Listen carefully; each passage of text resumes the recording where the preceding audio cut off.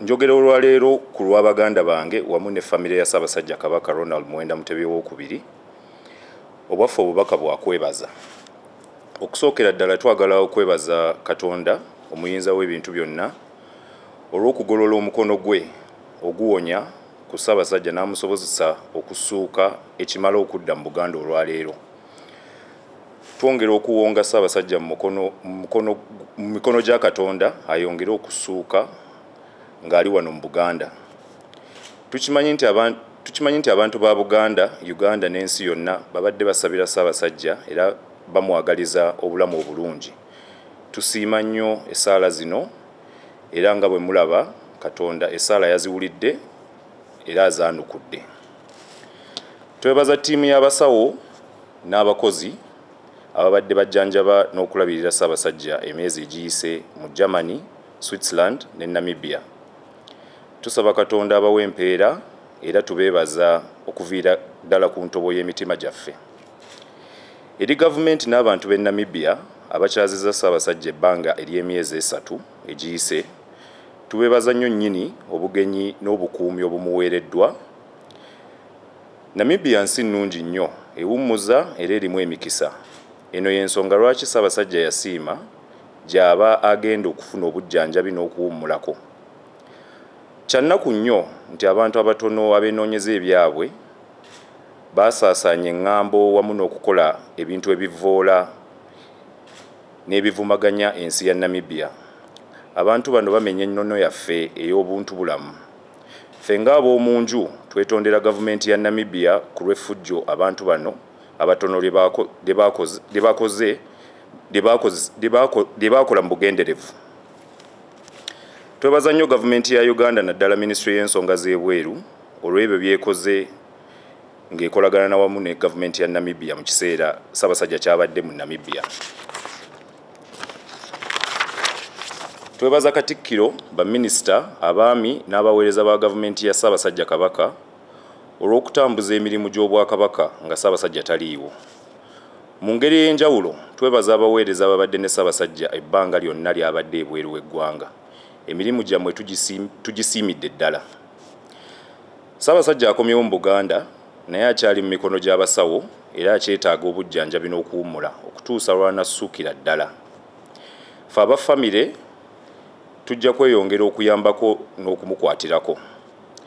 Tusaba abantu ba Buganda babeere bagumiikiriza era bongere okussa Ssaabasajja ekitiibwa n'okumulekera eddembe lye ery'omuntu mu kiseera kino. Mwebale nnyo, mwebalire ddala. Ku lwa gavumenti ya Ssaabasajja Kabaka, ku lwange n'ab'omu maka gange ne ku lw'Obuganda bwonna, nkulisaayo Ssaabasajja Kabaka ebweru gy'abadde Namibia gy'amaze emyezi 3.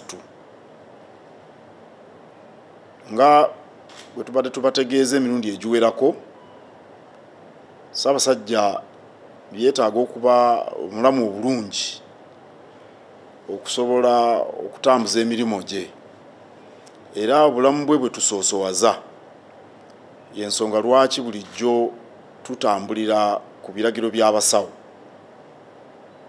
Era Namibia gy'abadde ebadde enteekateeka ey'abasawo eyalabibwa ng'ejja kumuyamba era nga bwe mwamulaba ng'ayogera embeera egenda etereera era nga bwe yabasuubiza nti anaatera okudda ku butaka olwaleero mutaka.